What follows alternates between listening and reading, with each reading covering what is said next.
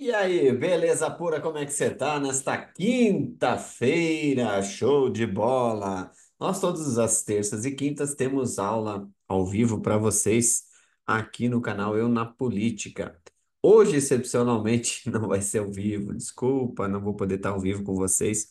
Infelizmente, tenho um compromisso familiar bem nesse horário, não pude adiar.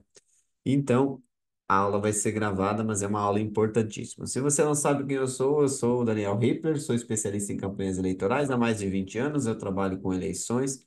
Comecei lá em 2004, fazendo a campanha de um prefeito que foi eleito aqui, depois vi uma oportunidade de ser candidato, fui candidato a vereador, me elegi, depois fui vice-prefeito, candidato eleito e reeleito depois vice-prefeito também em 2016.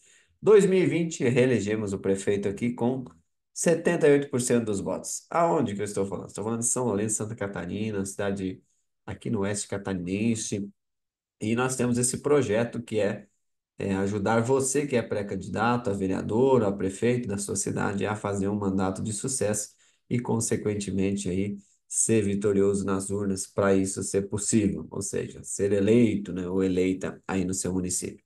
Então, se você está chegando agora aqui no canal, se inscreva nesse canal. Por gentileza, se inscreve aqui, que a gente tem conteúdos novos com frequência aqui, né? Toda terça e quinta, então, tem aulas para vocês gratuitas, tá bom? Nós também temos treinamentos aqui. Nós fizemos agora, na última semana, agora que, última quarta-feira, ontem, terminou o nosso desafio 2145, que é um evento que a gente promoveu no sentido de você fazer um simulado da sua eleição. Você ainda pode ser nosso aluno, né? Se você desejar ser, basta você aí escreve aqui embaixo dos comentários, eu quero, algo nesse sentido, que a gente manda o link para você saber como que funciona e como que é esse desafio, tá bom? Hoje o assunto é sobre plano de governo. Todo candidato a prefeito, a vice-prefeito, ele necessita ter um plano de governo no ato da sua candidatura. Então, o dia que ele for lá fazer a convenção e for submeter ao TRE, né, o Tribunal Regional Eleitoral, ele vai necessitar, pelo menos, ter um esboço de suas ações para os próximos 4 anos, que é esse plano de governo, né? Dentro desse plano de governo deve envolver pelo menos aí uma ou duas ações em cada pasta, né? Então você vai ter várias pastas lá, educação, saúde, segurança, infraestrutura, desenvolvimento econômico, meio ambiente, assistência social, moradia, enfim, você vai listar aí as prioridades que você quer para a sua cidade para os próximos 4 anos. Por isso que quanto mais cedo um candidato a prefeito ele define a sua majoritária, quem vai ser o vice, quem vai ser os partidos aliados, mais cedo ele consegue trabalhar esse plano de governo. E quando as coligações elas demoram a acontecer, não sei como é que está na sua cidade, aqui está demorando bastante, aqui tem 5 pré-candidatos e até agora não tem nada definido quem vai ser vice, quem vai ser prefeito, enfim. Então, quanto mais demora esse prazo, mais fica mais complicado de fazer esse plano de governo, porque você não tem aí as diretrizes de pensamentos de todas as pessoas desse grupo. Você pode antecipar e fazer as suas diretrizes, né? Fazer você o seu plano de governo para prefeito e vice-prefeito. Caso você seja candidato a vereador, precisa de um plano de governo? Não necessariamente. Você não precisa, porque você pode usar o mesmo plano de governo do seu candidato a prefeito e vice-prefeito. Você pode pegar suas ideias que você tem para a sua cidade e passar para esse candidato a prefeito, e incluir nas propostas de plano de governo dele. Ou seja, endossar algo que você queira, né? Vamos supor que você é candidato a vereador e aí no seu bairro não tem asfalto. Então você diz, olha, prefeito, eu vou ser candidato pelo bairro e uma das bandeiras minha é defender pelo menos a rua principal que seja asfaltada. Podemos colocar isso no plano de governo? Se o prefeito candidato topar, ótimo, que daí é uma bandeira que você pode defender na sua campanha de vereador. Olha, inclusive a minha proposta está no plano de governo do prefeito. Entende? Porque quem vai executar a obra é o prefeito. A Câmara vai endossar, vai aprovar o projeto para que isso seja possível. Beleza pura? Interessante também nesse plano de governo você ter a sua missão. Para que você está sendo candidato? Qual que é a visão, a sua proposta de governo para os próximos 4 anos? Qual que é a sua missão? Se for eleito, qual é a sua missão para esses 4 anos, né? Também é interessante você ouvir a opinião das pessoas, dos munícipes, para que eles melhorem essas propostas. Então, muitas vezes você pode usar agora, nesse momento de pré-campanha, para ir ouvindo a população, ver se as suas ideias são boas ou não são, tá bom? Você pode fazer outra coisa interessante para seu plano de governo e também para as suas ações. Descobrir, por exemplo, fazer uma análise socioeconômica desse município. Será que esse município tem muita dívida? Quanto que ele arrecada? Qual é a arrecadação desse município? Quais são as maiores fontes de renda de tributação que a prefeitura recebe, né? Será que é de qual setor? É o setor industrial? É o setor agrícola? Enfim, você vai descobrindo esses detalhes para que você não esqueça de ter proposta nesses setores, entendeu? Para que você fomente esses setores também no seu plano de governo. Então, você vai fazer um levantamento desses dados, né? Essas potencialidades, vamos dizer assim, né? Dessas fontes que a prefeitura tem. Em cima você vai aí traçar os eixos do seu plano de governo, que é o que eu estava falando lá atrás. Quais seriam esses eixos? Então você vai pegar, por exemplo, o, um dos eixos pode ser a educação, tá? Então você vai lá colocar a educação como eixo e dentro da educação vai ter o quê? Vai ter as propostas para a educação, né? Vamos supor que na educação está faltando, é, o transporte está deficitário, né? Ou tem poucas linhas de transporte escolar. Daqui a pouco você pode colocar como uma proposta, aumentar as linhas de trechos do transporte escolar, né? Na linha XYZ, que não existe, por exemplo, né? Seja, tenta ser específico, desses pontos para que você tenha a atenção daquele eleitor daquele bairro. E aquele eleitor vai ler esse plano de governo e vai dizer, opa, esse cara está preocupado com a gente aqui. Vai aumentar a linha de ônibus aqui no nosso bairro, por exemplo, entendeu? Ah, talvez precisa uma creche num bairro que não existe. O bairro é grande, tem uma boa demanda, sempre baseado em dados, tá? Sempre procure pesquisar antes se realmente a proposta que você vai pôr nesse plano de governo tem demanda. Porque não adianta você fazer uma obra física se ela não tem os usuários para usar, né? Você faz lá uma creche, monta lá faz uma construção de uma creche e acaba que não tem crianças suficientes para estudar nessa creche. Então, né, é um tiro na água, né? Fica aquelas obras meio que sem uma utilidade 100%, né? Então, você pode ver, por exemplo, os prédios que já existem, né, na educação, por exemplo. Dá uma pesquisada aí na sua cidade. Como é que estão as escolas? Estão bem? Estão servindo bem a população? Estão cheias de goteira? Estão... Como é que elas estão? Aí você identifica esses problemas para resolver esses problemas. Como que está a grade de professores na educação? Ela é suficiente para atender a demanda? Agora tem, por exemplo, cada vez mais, infelizmente, né? Aí aumenta algumas especialidades, né? De atendimento na educação, né? Para pessoas que têm aí crianças, nesse caso, né? Que são diagnosticadas com alguma, por exemplo, a pessoa é um cadeirante ou é uma pessoa que precisa do braille, precisa talvez ela é surda, precisa de alguém que faça essa leitura, né, com as mãos, ou talvez aí grau de autismo também, precisa um tipo de professor que acompanhe, enfim, tem que ver se na educação tem esses pontos, por exemplo, né? Ou que tal propor aqui, a gente fez em 2017, por aí que a gente implantou aqui, um programa de ensino integral, né? Então, a criança estudava de manhã e à tarde fazia atividades extras na escola, né? No caso, a gente arrumou um outro espaço de escola, né? Porque à tarde também tinha aula para os outros alunos. Então, ela acabava ficando ocupada o dia todo, seria um ensino integral. Foi uma coisa que deu certo, isso propicia as famílias aí poder trabalhar o dia todo, né? Não precisar pagar uma babá e pode deixar o filho na escola. Inclusive tem alimentação e tudo mais.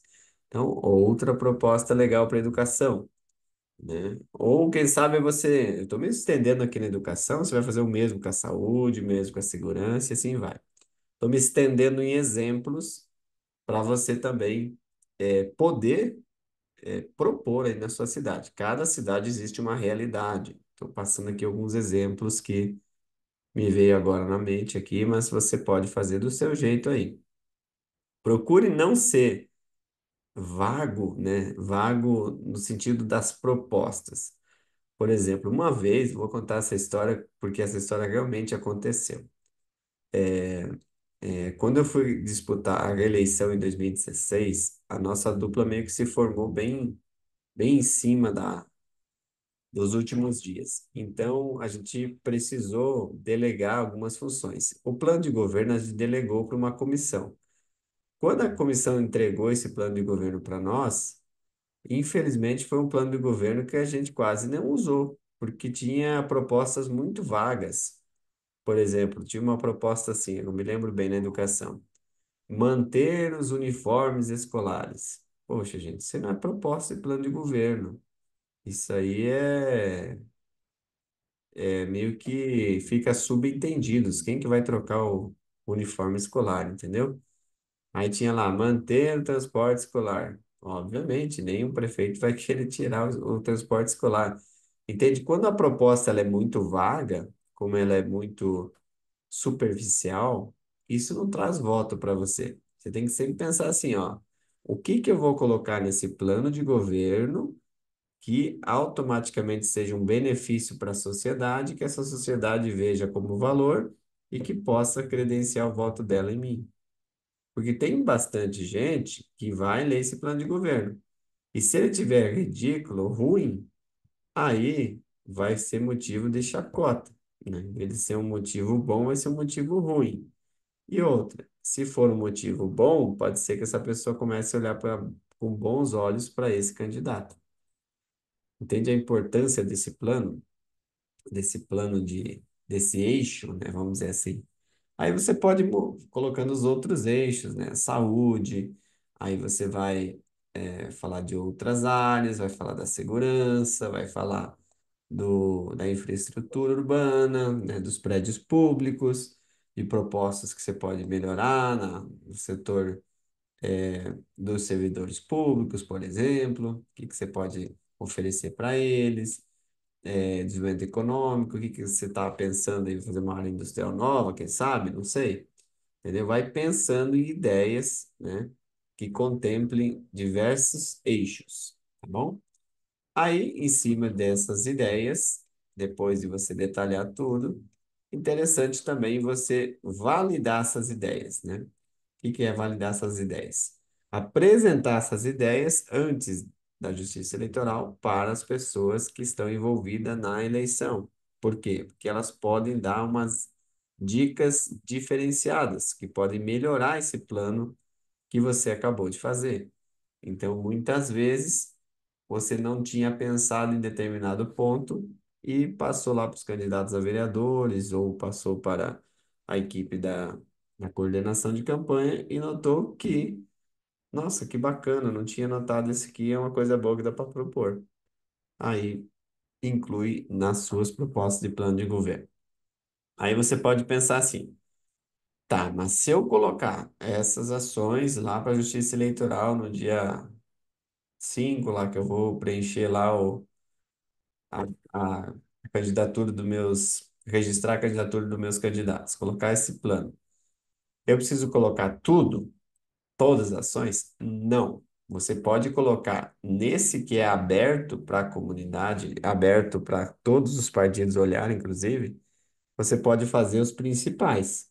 E naquele que você vai propor durante a campanha, que é um material que você vai imprimir, talvez, ou vai passar online para as pessoas, você pode fazer ele mais completo, tá? Não precisa ser completo agora, você pode preencher ele durante a sua campanha eleitoral. Aí você pode pensar, tá, mas e se eu preencher meu candidato adversário e copiar exatamente o que eu colocar lá? Bom, você corre esse risco? Corre esse risco. Mais uma vez é interessante pensar por que não colocar tudo, entendeu? Às vezes colocar só os eixos principais é melhor do que expor todas as ideias, entendeu? Ele vai pegar um trabalho que você fez de campo e vai se utilizar disso. Pode ser que tenha algumas coisas que vai coincidir, né? Vão ser iguais, porque vocês estão disputando voto na mesma cidade, estão disputando voto, às vezes, no mesmo território. E se chegar de dar a mesma proposta para os dois candidatos, ou três candidatos a prefeito de sua cidade, ou quatro, sei lá, tudo bem. Não tem nada de ruim com isso, mas ela meio que fica sem diferencial, né? Então, qual é o seu diferencial perante o seu adversário? Um deles poderia ser as suas propostas. Se elas forem diferentes, talvez você tenha vantagem quanto à atenção desse eleitor para você. Beleza? Outra coisa que é interessante quando você mapear o seu plano de governo é mensurar isso em metas claras e objetivas. Ou seja, como que você vai executar esse plano de ações, né? Vamos voltar lá na educação. Você colocou lá no seu plano que você ia melhorar a infraestrutura escolar. Vamos colocar isso, uma proposta que você fez. Aí, o que que é uma meta clara e objetiva? No primeiro ano de mandato, vamos reformar todas as escolas do município que estão tendo problemas atualmente na infraestrutura, por exemplo. É uma meta. Você botou uma data. Primeiro ano você vai resolver esse pepino. Certo? Certo. Da onde vai vir o dinheiro? Aí você vai lá, aquela outra questão que eu falei antes. Vai pesquisar quanto que esse município arrecada e quanto que é esse fundo desse Fundeb, né? Esse fundo participativo aí da União com os municípios. Aí você vai ver, ah, vem tantos milhões vem para a cidade, ótimo. Aí separa a parte que é de mão de obra, no caso dos professores, e o que que sobra para executar? Tanto. Lembrando que a educação, né? Excepcionalmente a educação, ela é obrigatoriamente, o recurso, ele precisa ser gasto obrigatoriamente no mínimo 25% do que se arrecada, né? Então você imagina que é um dinheiro bom que vem para a educação. Uma das pastas que mais vem dinheiro é para a educação, inclusive. Então você tem que ter metas alcançáveis, né? Do que fazer com essa grana nos próximos 4 anos, dentro dessas propostas que você está fazendo, tá bom? Você põe prazo para implementar essas ações. Com todas as propostas, é interessante que você tenha prazo. Você não é obrigatório colocar no plano de governo os prazos, tá? Você pode não colocar, não tem problema, porque se você não colocar, tá tudo bem. Mas uma das ações que a gente sempre fez, pelo menos como eu tive no executivo 2 vezes, é quando a gente vai contratar o secretário da pasta, né? Por exemplo, o secretário de saúde. A gente vai convidar ele para ser secretário. Antes disso, a gente vai passar o plano de governo para ele. Então, filho, tá vendo isso aqui? Isso aqui é o que a gente prometeu. Isso aqui precisa sair do papel. Então, se você assumir a pasta, isso aqui é prioridade. Tem que sair do papel. Por quê? Porque ele tem que saber o que ele tem que fazer estando à frente dessa pasta, por exemplo. Se tiver os prazos, fica mais fácil, fica mais palpável para esse possível secretário de saúde ou secretária de saúde fazer as ações, porque ele vai ver ali, ó, se no primeiro ano tinha que reformar todas as escolas e eu assumi a educação aqui na metade do ano, como é que tá isso? Foi reformada alguma? Não foi? Quão atrasado eu tô? Entende? Então, esse próprio secretário consegue ter uma mensurar esse prazo. Mas, como eu falei, não é obrigatório você ter esse prazo no plano de governo. Mas é interessante que você, como candidato a prefeito, quem sabe, possa ter essas ações meio que já na sua cabeça, pelo menos, ou num papel aí, como que você vai executar para passar por esse possível secretário. Beleza? Outra coisa interessante que você pode fazer também antes de colocar isso no papel, antes de você levar essas propostas para um caderno impresso, por exemplo, você discutir essas propostas em temas, chamando pessoas da área, fazendo reuniões, né? Eu lembro bem que quando, naquele ano que deu esse problema com o nosso plano de governo, 2016, lá, que eu já era eleito vice-prefeito, então eu chamava uma pessoa da pasta e dizia, olha, tu tá há tanto tempo nessa pasta. Nós temos essas propostas aqui. Você acha que dá para incluir mais alguma? Ou você acha que essas aqui não estão boas? Ou seja, você ia lapidando as propostas para que você tinha a opinião de alguém que está dentro do setor público, né? Então a gente chamava lá alguém, um servidor público já de carreira, no caso, né? Para dar a opinião dele, para dar o parecer dele, o que que ele estava achando daquelas propostas. E isso é interessante porque isso ajudou muito a gente a validar as propostas que tinham e melhorar algumas que estavam ali e até as propostas novas podem ser colocadas em prática. Você, candidato a vereador, candidato a prefeito, você não é obrigado a saber tudo isso que eu estou falando agora. Eu sei porque eu passei por isso. Então, aprendi isso no campo de batalhas, mas você não há necessidade de ser um PhD em educação, um PhD em saúde, não. Mas você tem que ter, claro isso na sua mente, que são tarefas que são inerentes ao cargo. Você vai ter que estar por dentro, sabe? Você vai ter que estar por dentro para você, porque você vai ser cobrado, né? Seu dia a dia durante seu mandato. O setor que não tiver bem, vai vir cobrança para você. E se vier cobrança e você tiver um planejamento, você simplesmente vai dizer, olha, a nossa, a nossa meta é no primeiro ano fazer isso, então segura um pouquinho que a gente está resolvendo, né? Você tem uma resposta para o seu eleitor. Aí você vai reafirmando esses compromissos, né? Com esse eleitor, dizendo, não, nós não esquecemos, está lá, estamos agindo para fazer. E também é interessante, depois que começar a executar, também fazer um bom trabalho de mídia para contar para a população que está sendo feito o que foi proposto no plano. Para você não passar os 4 anos e depois só, poxa, o cara não fez nada, né? Não ajudou em nada a nossa comunidade. Então, isso é interessante você prestar bem atenção. Beleza?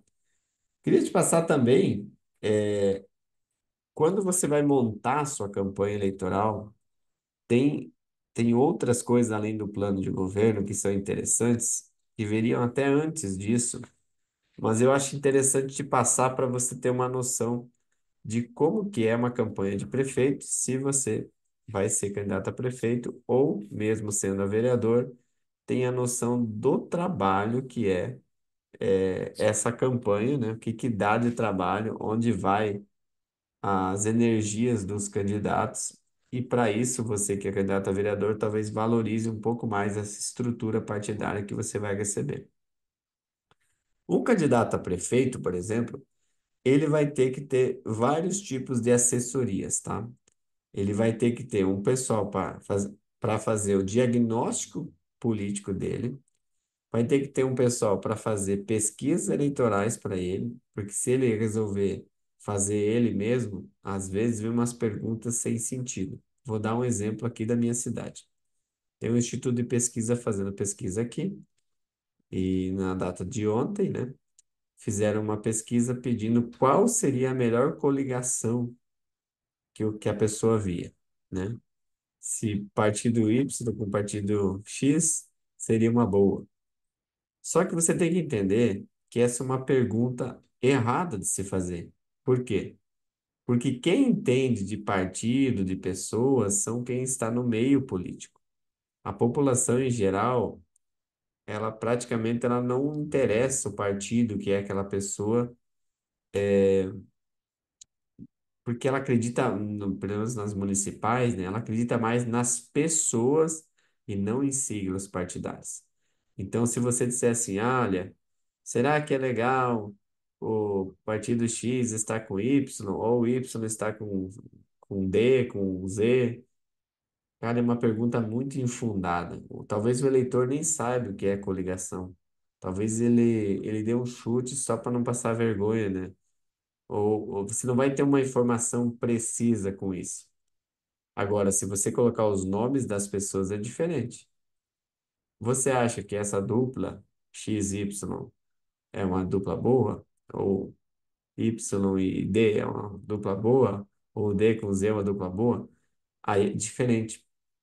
Então, essa pesquisa, ela não pode ser feita, às vezes, com a pessoa mais interessada, que é o candidato. Normalmente, isso tem que ser feita por alguém fora dessa bolha, para o cara não fazer perguntas erradas, entendeu? Fazer perguntas que não fazem sentido algum e vai ter uma resposta mais maluca ainda. Então, presta atenção nisso. Outra coisa interessante, esse candidato tem que se preparar. Você que está me assistindo aqui está se preparando, tá estudando, parabéns para você. E se esse candidato não se preparar, ele chega na eleição muito perdido. Então, ele começa a se preocupar com tudo que é coisa e menos com o que interessa para a campanha dele, né? Que é o eleitor. Então, a preparação desse candidato tem que ser de uma maneira que esse candidato não se preocupe com essas burocracias, que ele se preocupe apenas com quem interessa, o eleitor. Então, é muito importante isso, que a maioria dos candidatos querem fazer tudo sozinhos, centralizam as informações neles e perdem tempo precioso com o que mais importa, que é o eleitor. Presta atenção nisso. Esse candidato também, ele já deveria ter feito, mas se não fez, precisa fazer urgente uma construção da base eleitoral dele. E que é isso? É ver esse time que vai estar junto com ele, essa coligação, né? Esse time de partidos que vai estar junto. E se for candidato a vereador, quem são as pessoas que vão te ajudar, né? Que fazem parte dessa base eleitoral. Tem que definir também as ações e os movimentos dessa, dessa campanha. Quem que vai cuidar disso? Quem que vai organizar os eventos? Quem que vai promover as ações de fato para essa campanha, né? Aí você pode pegar também a assessoria da campanha, que é outro ponto, né? Que são as pessoas que vão o quê? Ajudar com a captação de recurso, vão ajudar com estratégias, vão ajudar com a organização da equipe de candidatos a vereador, vai ajudar a preparar a oratória, né? Que esse candidato precisa ter um bom discurso. Então vamos treinar ele, vamos fazer ele falar bem. Outra coisa, vai precisar uma assessoria de transição depois da campanha. Que seria isso? Terminou a eleição, você foi eleito, vai precisar uma equipe lá para receber a documentação do governo atual. Ah, os passos para esse futuro mandato dependem muito desses dados que você recebidos pós-eleição. Vai precisar também, o candidato a prefeito, uma assessoria jurídica. Por quê? Vem muito denúncia durante a campanha e quem tem que fazer as defesas é o seu advogado eleitoral. Então, se você não tiver assessoria jurídica bacana, você já vai estar enroscadinho um pouquinho na sua campanha. Então, pensa nisso também. O que essa assessoria jurídica pode te ajudar?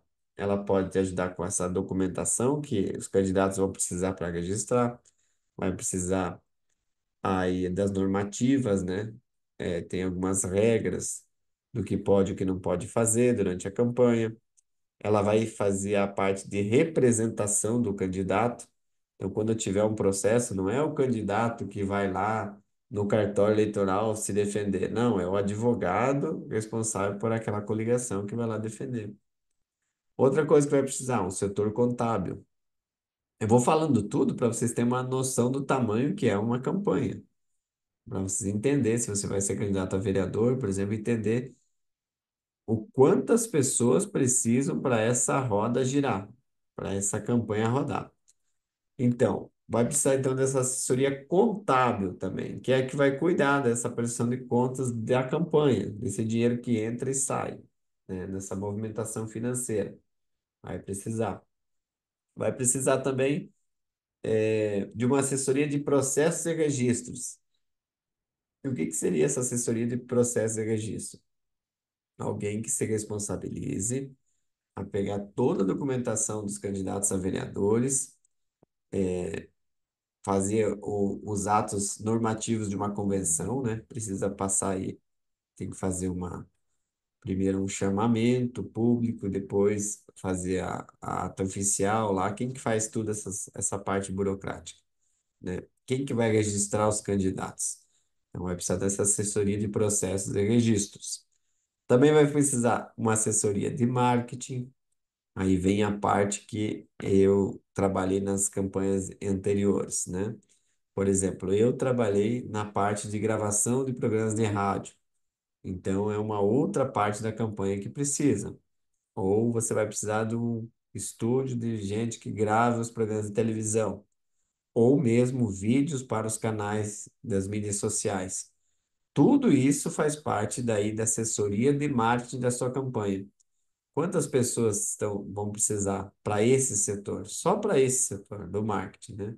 Que vai criar lá a sua identidade visual, vai criar a estratégia desse marketing digital também, vai criar talvez os jingles da campanha, vai criar esse material gráfico, né? Que pode ser impresso ou não nas campanhas e tudo mais.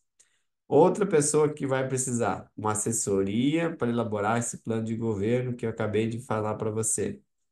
Talvez o candidato não vai ter braço para fazer tudo isso, então ele vai contratar uma assessoria para fazer isso. Aí para ter o quê? As propostas em cada área, para definir o norte dessa campanha, as bandeiras que vão trabalhar, a identidade dessa campanha e as consultas e possíveis entrevistas durante essa elaboração do plano de governo que eu acabei de falar antes. Aí, por fim, não menos importante, tem a assessoria de comunicação. Aí você pede, tá, mas não é a mesma do marketing? Não.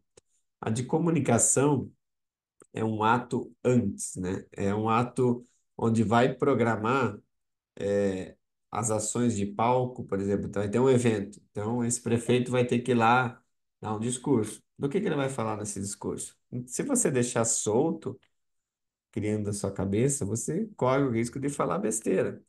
Então, precisa uma assessoria de comunicação para você falar o que precisa ser dito naquele lugar, naquela hora, naquele local. O mesmo vale para os programas de rádio. O que que você vai falar nos programas de rádio? Né? Que tipo de assunto você vai levar?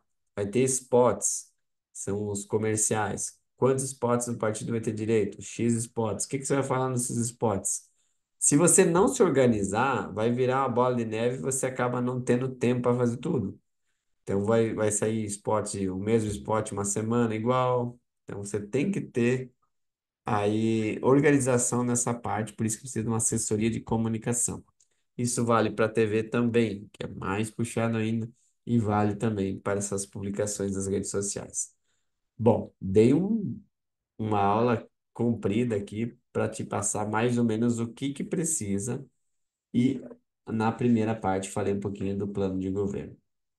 Tudo isso é necessário para uma campanha eleitoral, por isso que você precisa se preparar, né? Quem se prepara, bebe água limpa, chega mais rápido ao seu objetivo, erra menos. Eu acredito que o grande problema das eleições atuais, 2024, está onde as pessoas estão errando demais. Se elas tivessem começado a campanha agora, talvez seria mais fácil de convencer do que muitas que se anunciaram lá atrás e estão errando, queimando o filme fazendo ações erradas. Então, essa aula vai ficar disponível para você, você pode rever ela e as perguntas eu vou deixar para terça próxima, tá, pessoal? Próxima terça, 10 horas e 5 minutos, vai ter mais aqui, mais uma aula ao vivo dessa vez daí. E a gente passa para vocês a oportunidade de fazer perguntas. Inclusive, para quem é aluno nosso, vai poder entrar dentro aqui do sistema aqui, dentro do estúdio, para fazer perguntas ao vivo também. Então, se você é aluno nosso, tanto do método Ser Eleito, que é um treinamento aí mais extensivo, quanto do desafio, é só pedir o acesso na terça que vem que a gente passa para você. Beleza pura? Agradeço mais uma vez a sua companhia nesta quinta-feira. Não deixa de conferir lá o desafio lá que está lá no site politiconaprática.com.br. Se você se interessar, venha ser nosso aluno, nossa aluna também. Beleza pura? Grande abraço e até a próxima, galera. Valeu, tudo de bom. Show de bola.